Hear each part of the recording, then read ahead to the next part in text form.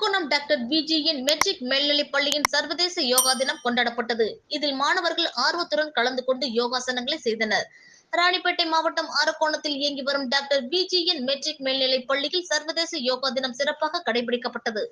பள்ளியின் தாளாளர் தனபால் நாயுடு மற்றும் செயலாளர் அசோகன் நாயுடு தலைமையில் இணை செயலாளர்கள் துரை நாயுடு மற்றும் முரளி நாயுடு ஆகியோர் முன்னிலையில் நடைபெற்ற நிகழ்ச்சியில் சிறப்பு விருந்தினராக பதஞ்சலி யோகா மைய, குத்தூசி மருத்துவம் மற்றும் பர்மா யோகா பயிற்சியாளருமான மோகன் தலைமையிலான குழுவினர் கலந்து கொண்டு பள்ளி மாணவர்களுக்கு 32 யோகாசன பயிற்சி அளித்தனர்.